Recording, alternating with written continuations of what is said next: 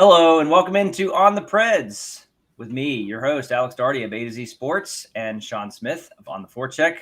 Sean is here, and I am here too, despite the Predators being swept out of the playoffs for the first time in franchise history, 4-0 in terms of games to the Colorado Avalanche. And so the offseason begins. Ooh. Sean, Preds I'm get swept. just going to say this, and I enjoy watching the Preds play, and now that it's over, I've always enjoyed watching the Avalanche play as well. And I just want to say, number one, just a big congratulations to that franchise and that team for finding a way to beat the odds and to come away Right. with a series victory against the Despite the Predators. odds. Despite all the odds. And I'll say, I know coming into that series, Colorado was like, people were just so down on Colorado. Like, there's no way they're going to win. Like, it's impossible. The Predators team is just too good. They can't overcome the power of the Predators. But I'm going to say, they did it. They managed not just to win a game, but they managed to win four in a row, and in a commanding fashion too. So, just no one thought they could do it. No one.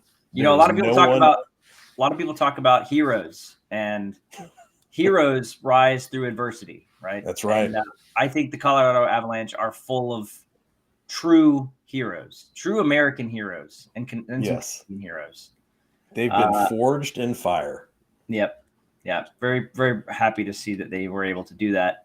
I honestly think the Avalanche, I think that they probably win the cup. That's just my initial thought. Because here's one reason why. And we'll talk about the series briefly here at the beginning. You really don't see domination from start to finish in a series like that anymore. That just does not happen. Series sweeps happen, but for one team to own the lead in each game for almost the entire series, and the Preds owned a lead for 3 minutes in the game. Maybe. 4. Yeah, somewhere a little below or a little above 3. Yeah, not much. And honestly, you do not see that. You do not see a team go through that. Now, obviously, the Predators had one of the reasons is because they lost their best goaltender. But I still think that the Avalanche are they're the best team in the West, and so they're going to be in the Stanley Cup final.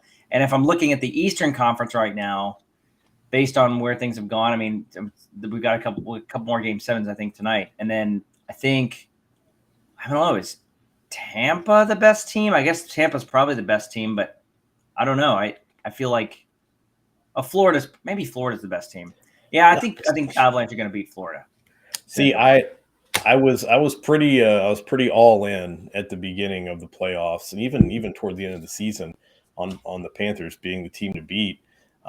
Really surprised to see them struggle as much as they had in the playoffs. Yeah, already.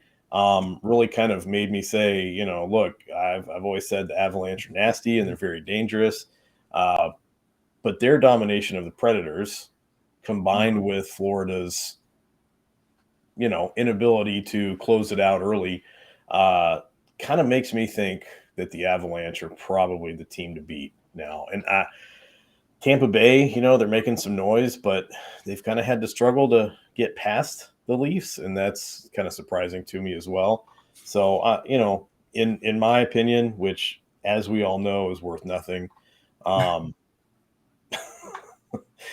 feel like the Avalanche have the best chance to go. So, yeah, the Avalanche would have to get through the Blues and either the Oilers or Flames.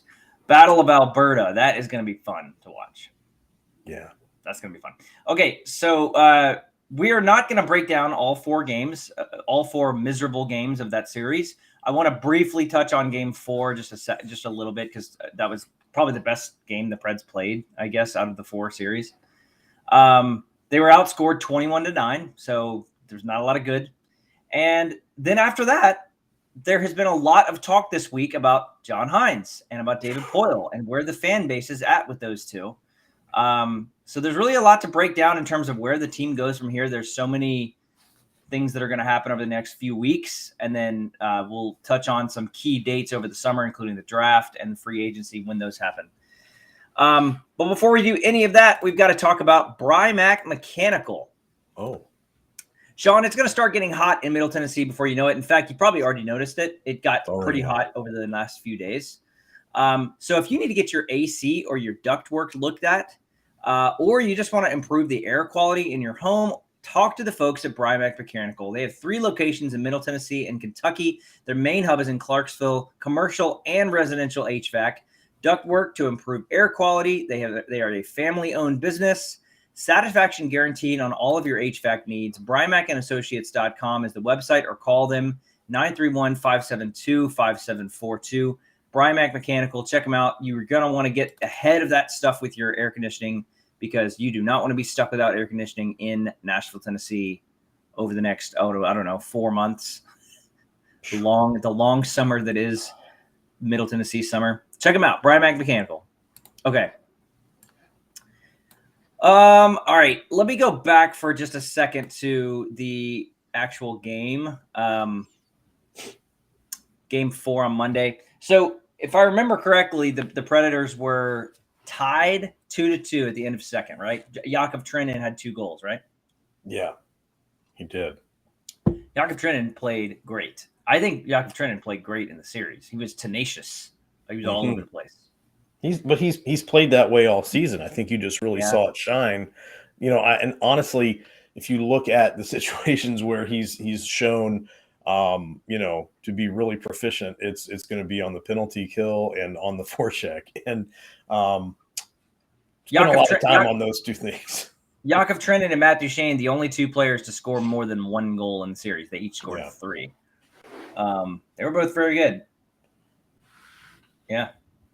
I don't know what else you can say that's where about he shined all season long. And you take this series, and the Preds spent most of it on the penalty kill or on the forecheck trying to get the puck back. So it makes sense to me that Trenin would have a big game or have a big series in that scenario. Yeah. So it's tied 2-2, and then in the third period, the Predators come out pretty strong, and then get a very nice-looking goal from Philip Forsberg. And for the first time in the series, they have a lead in a game. They lead 3-2, and it lasted for not quite 5 minutes. So Forsberg scores 3-2. Bridgestone Arena is loud.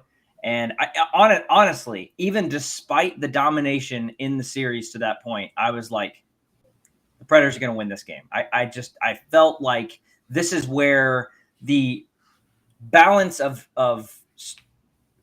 talent and the very small margins that are usually present in the NHL, we're going to come out here, because you just don't see sweeps that often, and you see teams fighting so hard to get back into a series and to at least just win a game and move on to the next game. I just felt like this was going to be the moment. And then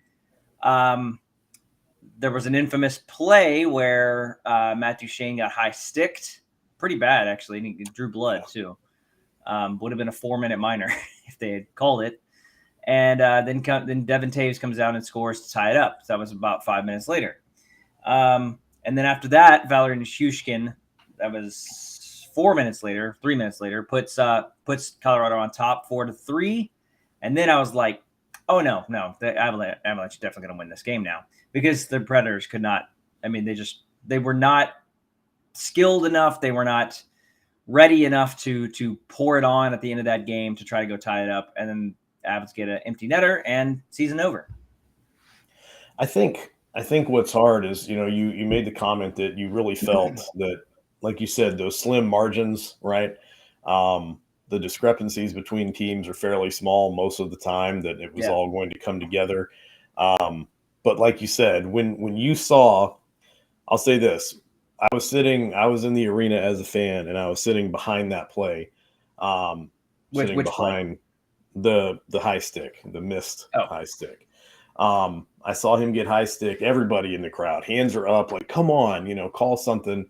And to see, I mean, it wasn't just that happened and it got ignored and play went on and there was a stoppage. It was just that it happened en route to a goal.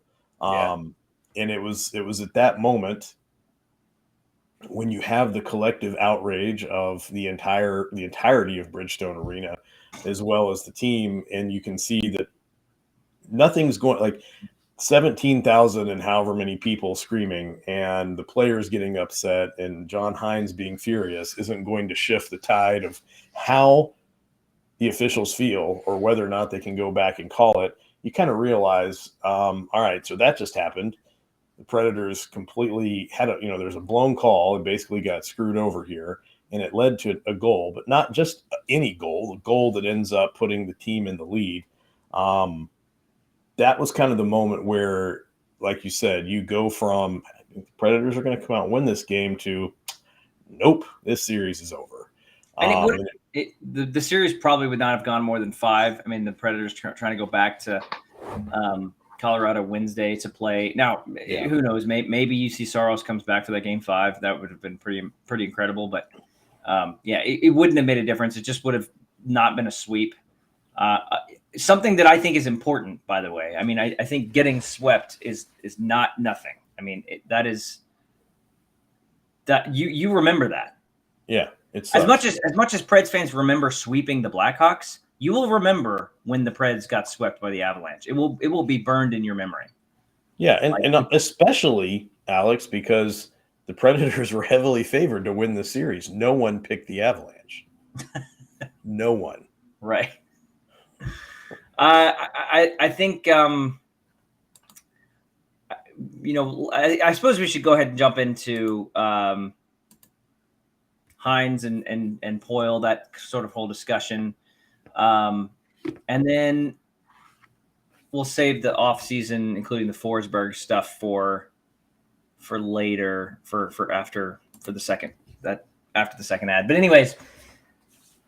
So there's been a ton of discussion on in the Preds fan world and the Preds Twitter world about Hines and Poyle.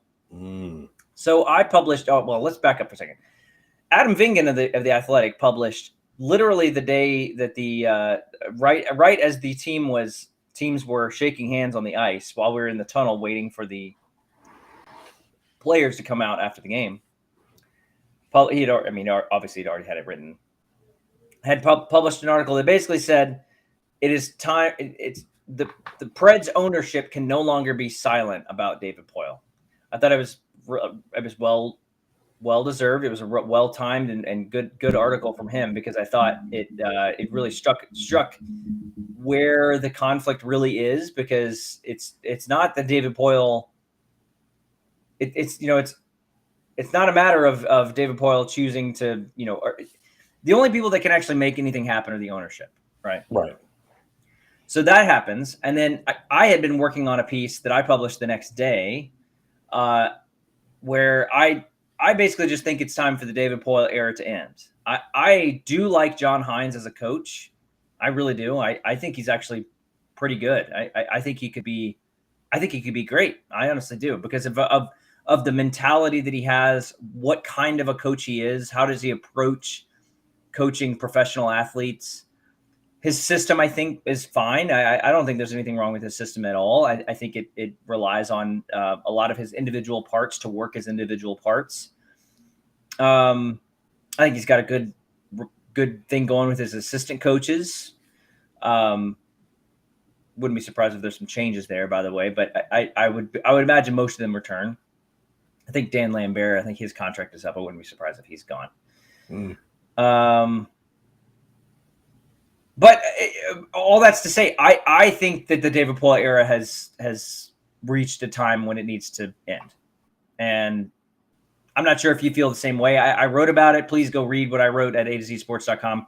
You can also check me on Twitter. It's my pinned tweet. You can check it out there.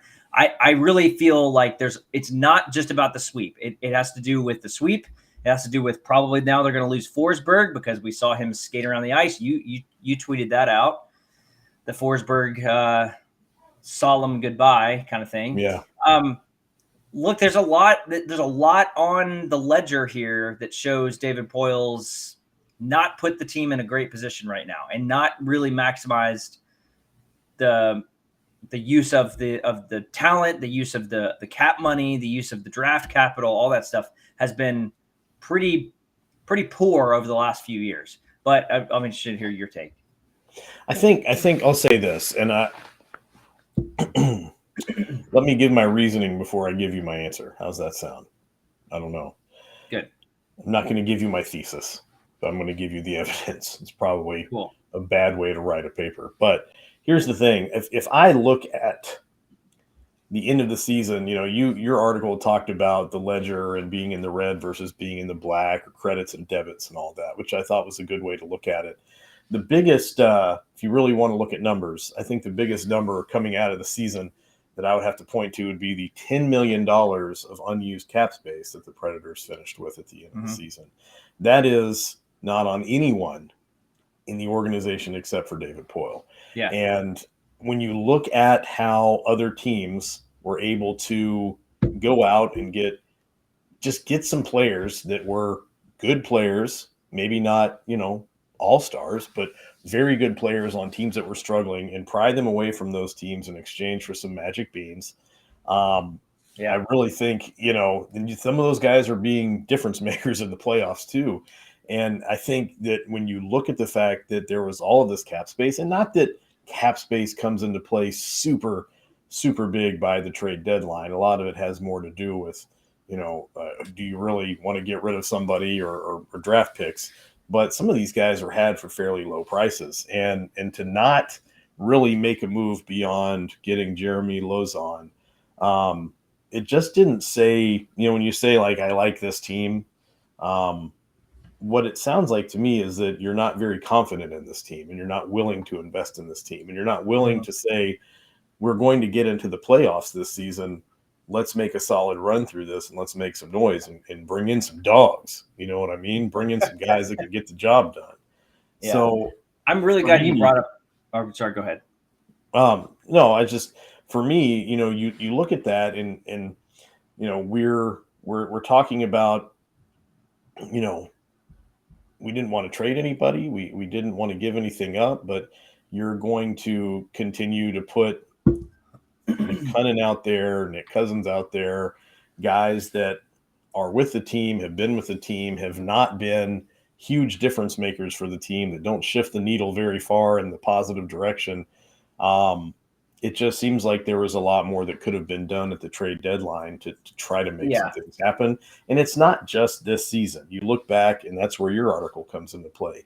You look back at the more recent history of transactions, and I think you're going to see a lot of debits and not credits. And I think that the slope is going down. I mean, the slope has been going down for a very long time. I mean, for 5 years now, the trend is not a good one. I mean, like, now you're getting to where even in the playoff series, like, at least they won a couple games against Carolina last year. They didn't even do that this year. And all right, I'm really glad you brought up the spinning to the cap thing, because I think that's a great point. I think Chris Mason went on some radio show recently and talked about that as a. Here's my only disagreement with Mason on that point. Basically, Mason said the Predators were one of like 10 teams to not spin to the cap, and he's right. It's like basically 9 or 10 teams, depending on how you qualify that. And out of those 10 teams, the Predators were by far the better team. Like, they had most results. They made the playoffs. The other teams that didn't do that were Buffalo, Anaheim, Detroit, Columbus, Ottawa, Seattle, New Jersey, Arizona, San Jose. That's pretty much it. Like, none of those teams made the playoffs. Philadelphia, I think, spent to the cap, and they were out. But here's the problem. The Predators didn't spin to the cap, and we're the better team. But I don't think that's necessary. That's not the flex on your GM that you think it is. Why didn't you spin to the cap? I think that's a credit. That's a credit to John Hines right there. Yeah, it is. Like, that right there shows John Hines is making a lot out of what he's got, right? I mean, out of what he's been given. To me, that shows that David Poile has. I think in some ways he's been burned by his use of money in the past, and so he's just hands off, and he's just being careful. And at that point, I think as a tentative GM, he's no longer going for it. And this is what I talked about. He's not setting any trends in the NHL anymore. He's following them. He's chasing talent rather than drafting it and developing it. And that shows me a GM that has kind of lost touch on what's actually happening. I mean, I don't think you could say all you want about, well, the team should tank for a while and get really high draft picks. I think it's very clear the Predators never want to do that. They don't want to be the tank team. And frankly, I don't know that they can. I don't think they want to go to a situation where for 5 years they need to be pretty bad and stock up draft capital, because they know that they will lose some ticket revenue. They will lose some fan base revenue in that scenario. Not all of it, but they will lose some shine off of the fan base in terms of a lot of the hardcore fans are gonna. Well, the hardcore fans are gonna stay. A lot of the casual fans are gonna not be interested. Season ticket sales are gonna be tough at that point, in terms of commit to 3 years of awful hockey, please. At these prices in this economy. At these prices in this economy, right? So I'm really glad you brought that up. That's a really good point. The Predators did not spend to the cap. They had $10 million extra to spend. They didn't do that. Could they have spent that on a scoring winger to give them some depth in the playoffs? I mean, I'm not going to go through all the examples, but I'm sure they could have found someone that could have provided some extra kick on the offensive side of the game in those games where they could not get anything going. Or someone that could prevent them from not blowing the game against Arizona. Yeah. And, a better backup goalie other than David Riddick. There's several different options here, but that's a really great point from you. I'm glad you brought that up. And I think it shows David Poile has lost touch with what's going on with this team. And I think it also shows that John Hines is a good coach. Now, the problem is, if Poile is gone, or if you're calling for the end of David Poile, you're probably also the collateral damage is John Hines is probably gone, right?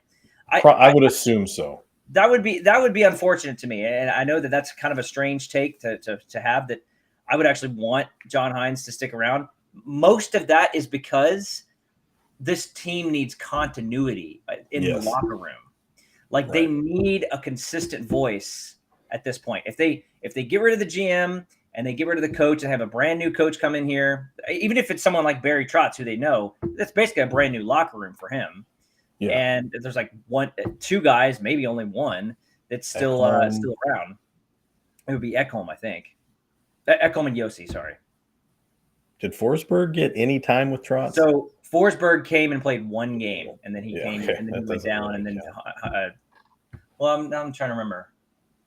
14, did he play in 13-14? I think he played like a few games in 13-14. Doesn't matter. So say 3, and also we don't know if Forsberg's coming back, but so anyways, I think that's where I'm at with all that. I hope that I hope people don't take my take as too like sky is falling. I really don't think that. I mean, I think that this team could be competitive next year if they just make some very important decisions. If they make the right decisions, I think they could be just fine. They've got tons of talent.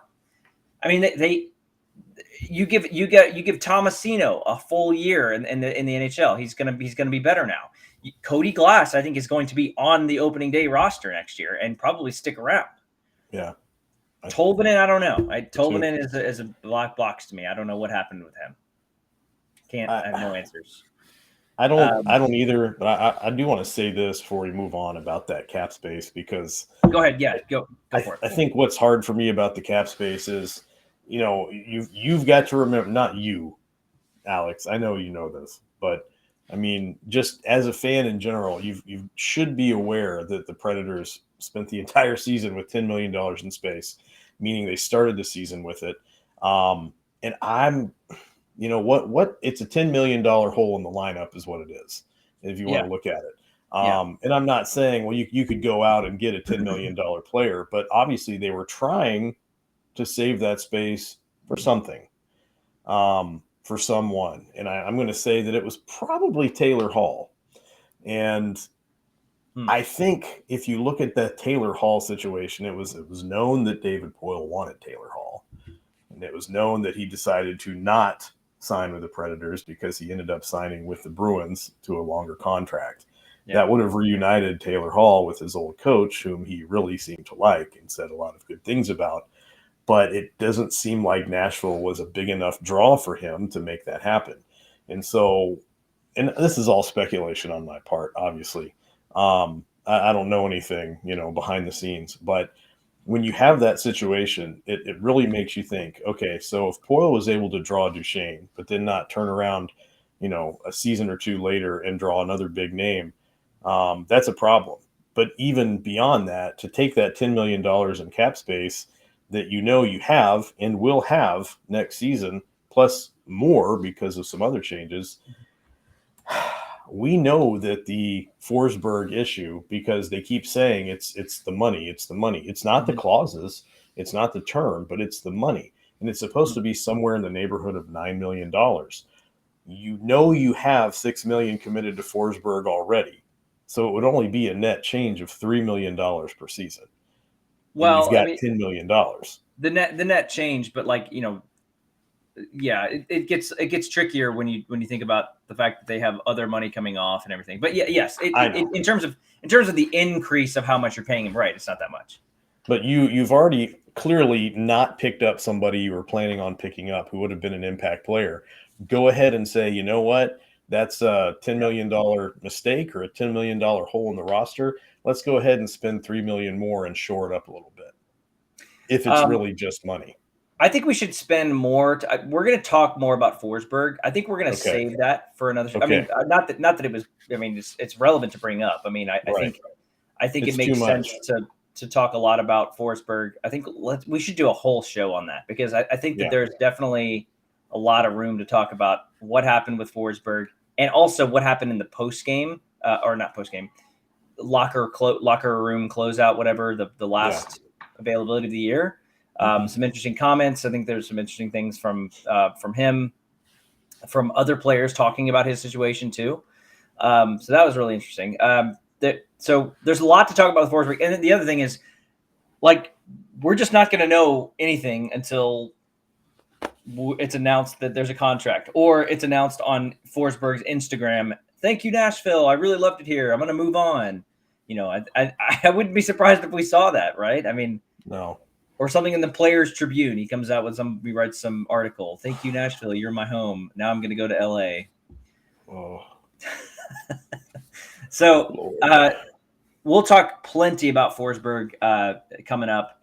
Probably next week's show. I mean, why not? Let's go ahead and start diving into it. Rip the Band-Aid off.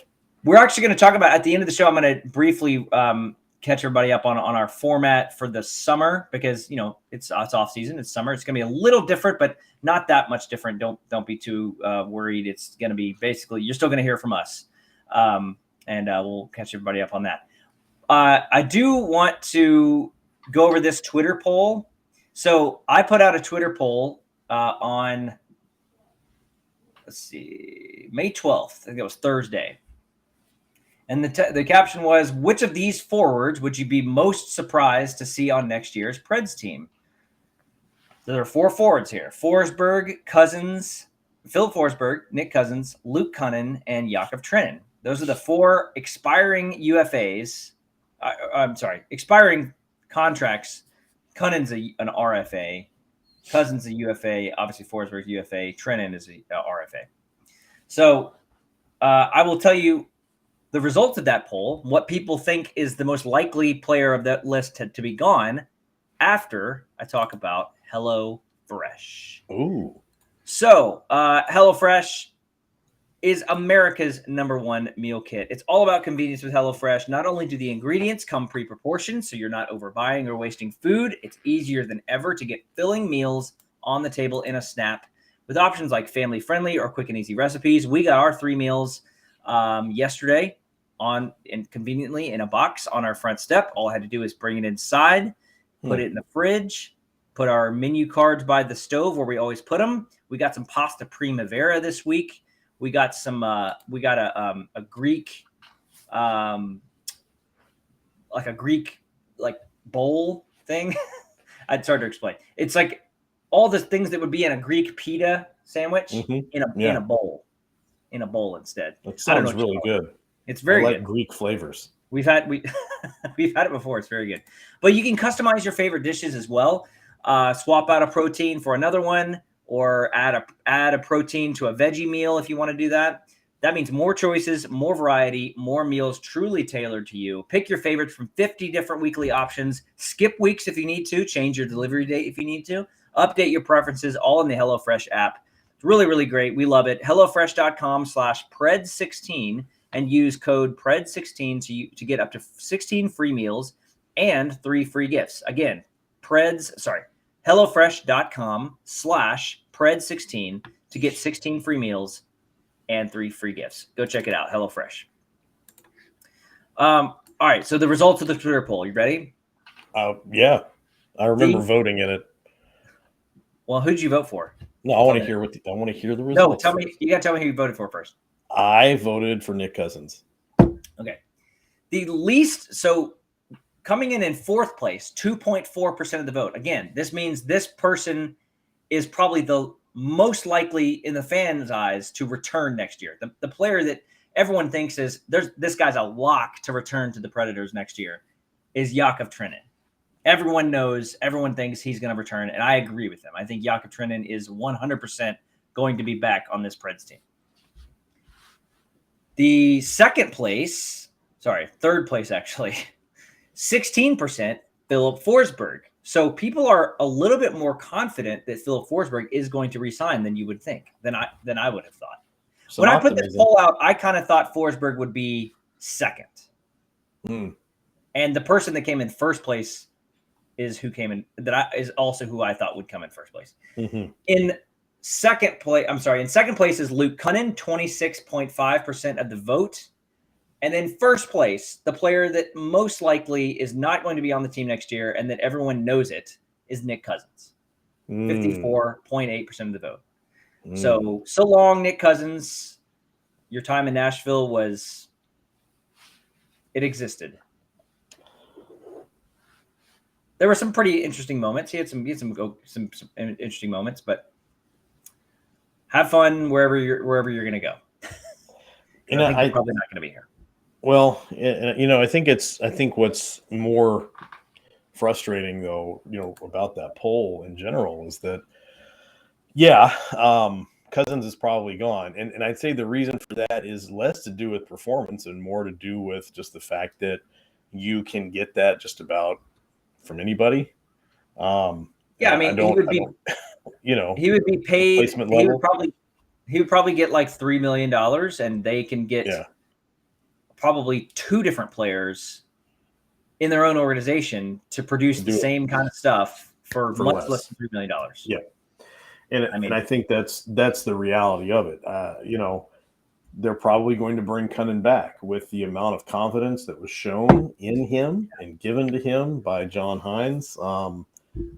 It's either, the organization is really very highly invested in Luke Cunnin as a member of the team for a long time, which I don't think everyone's going to be excited about when they announce some kind of extension or contract. It's going to be too much or for too long. And a lot of people are going to look at recent results to say bad things about it. Or it's just that he has some kind of, photographs or dirt on John Hines, and he's using it as blackmail. I think Luke Cunnin probably will be back. You're right. I also think that I wouldn't be surprised if his contract is pretty reasonable. He signed a $2.3 million contract, he was at a $2.3 million AAV and had a bad year. I think he's probably going to be looking at around $2 million. If he's an RFA, remember, so like he might even go to arbitration. I don't know. If he goes to arbitration, that would probably be bad for him because he's probably not going to like the results of that. No. So maybe he just gets out ahead of it and signs like a cheap team friendly contract. But the issue is like, I don't understand where he would fit in this lineup. I mean, it seems like he doesn't do really anything particularly well. He's just like okay at defense. He takes bad penalties. He shoots a lot, but he's not a particularly good shooter. He's not a playmaker. He doesn't play on the power play. At least he shouldn't. like I just don't know what Luke Cunnin does well other than like just be really, really aggressive all the time and put the team on the penalty kill. So yeah, Yeah, Luke and Cunnin, I I don't know. feel like he had a better season last season that kind of gave some expectation that he was on an upward trend, especially being younger. Um, but that wasn't the result. And I'm gonna say this because I don't know how much time we'll spend in the future talking about Luke Cunnin, but I do want to say this. Yeah, get your If Luke you, Cunnin takes in right now because we I'm might not gonna have get more. them in right now while they're hot, while they're spicy, while they're relevant, because I'm not sure they will be in the future. But here's the thing. What was interesting was that we saw John Hines continue to start Luke Cousins and Luke Cousins. Good God, Luke Cousins, that'd be an experience right there. Nick Cunnin, Luke Cousins. Nick Honestly, Luke, I could forget. I could forget several years from now. I could probably think back on this whole series of games with them and be like, yeah, it might as well have been the same player. I mean, they were both well, pretty ineffective. I don't know. I think Cousins was a little more effective at drawing penalties, but That's true. but that's not necessarily a reason to keep somebody around. But here's what I'll say about Luke Cunnin after playing in every single game this season. When John Hines was finally asked, what's the deal? All of the reasons he gave for continuing to play Cunnin night in and night out and to put him on the roster and to put him out there on the ice, everything he said was it had to do with, there's a lot of pressure. He's a young guy. He's playing on, in the top six. This is what you'd expect from a guy that's this young. And it's just interesting that you have players on the team like Philip Tomasino, even Ellie Tolvanen, Yakov Trenin, Tanner Jeannot, that are also young guys playing in the bottom six night in and night out and are not being given the same excuses for poor performance. Not even that those guys are performing badly. Most of those Right. guys, I'm talking into the microphone, whispering. Yeah. Most of those guys outperformed him Yeah. That's a playing in good the point. bottom six. Why did Cody Glass? I mean, look, the answer is probably that Cody Glass and Luke Cunnin are in very different stages of their development. Cody Glass's his ceiling is much higher than Luke Cunnin's, right? He's younger, so it's like I think maybe the thinking is John Hines needs a sort of a front of the line grunt to do the kind of work that Luke Cunnin could do right Right. now at the Right. expense of, or in order to benefit Cody Glass down the road, where he can develop all this year. Looking back, I actually think the way they've handled Cody Glass has been fine. I I'm don't have glad a problem with Cody and Glass. he got all the time he did in Milwaukee, and he got playoff experience too, and he looks like a much better player. I think Yeah. the trajectory for him is great. But I think what you're referring to is like Tomasino or Tolvanen, and I guess basically just those two, right? I mean, those guys. You're going to say that Luke Cunnin's young and he's playing in he's playing in a really what's the word I'm looking for? Not stressful, but Pressure there's a lot of situation. pressure. You're putting a young guy out there in a high pressure situation, and I'm like, you're putting a 20 years old boy out there on a line with McCarron and telling him to do well on the fourth line. But you're like, huh, we're going to sit him. We're just not getting what we need out of him. But no, Luke, please go out there and gobble up the second line and do great things for us. Yeah, at some point I'll have to dive in to see Thomas. I want to dive in on Tomasino's season and really see kind of how did he progress, because I feel like at times I don't think he knew what his role was supposed to be. It seemed to me on the we got plenty of time to talk about more of that, but Tomasino's role in this team didn't make a lot of sense to me as it didn't to you, and I think that you could see some of that. Like, was he supposed to be some sort of grinder? Like, was he supposed to be a gain the zone, get an offensive face-off, come off the ice so the top unit could come on, or was he supposed to be some like? Was he supposed to create goals for Michael McCarron? Like, his role didn't make a lot of sense. And I think he got a little bit of power play time, but like and I think at times looked pretty good, but that whole second unit on the power play was just so bad. Okay, so yeah, we've got so much time to talk about all these different players. We'll probably spend like tons of time on Forsberg. Yeah, which we will. I will mention here in a second exactly how much time we have. I didn't realize how far away we are really from all this stuff. It's just pretty sad. So here's what's coming up. We have the NFL. We have the NHL draft July 7th and July 8th. So like we have a month and a half until even the draft happens. Lord. And then a week after that, we have free agency starting on July 13th. So we have so much time. We basically have 2 months until free agency. That's crazy. We have a lot of time to fill with that. We will talk a lot about Forsberg, what's going to happen there. We'll talk about the progression of some of these young players. I want to break down the competitive rebuild thing because I feel like they didn't do either one of those. Again, a knock on David Poyle's track record for this year. And then the next season should start in October. So we're at the very least, we're like 5 right months there from watching hockey again. And yeah, so we have a long time to wait. And you ready for it? Ready for what? The waiting? Yeah. Tom Petty once said the waiting is the hardest part. I don't know if you're a big Arcade Tom Fire Petty had a fan whole or not. song about waiting. No, I'm sorry, not Arcade Fire. It was Built to Spill. Built to Spill had a song about waiting. We wait for May. That's what happened. Well, we're gonna wait for October. Apparently, yeah, we're waiting for October. It's already May. May's here, man. It's come and gone. Speaking of coming and going, one thing that is going to be going over the next few months or few weeks, whatever. So here's what we're going to do in the off season for this show, for the On the Preds show. We are going to go to audio only for the next probably at least month. Maybe once free agency comes back, we'll go back to video then. But bottom line is, there's obviously a lot less to talk about. There's a lot less to break down. Throughout this season, we've done stuff where we've shown video clips of plays and interviews with players and stuff like that. We're not going to have any of that over this summer. I mean, we're not going to break down video of anything over the next 2 months for sure.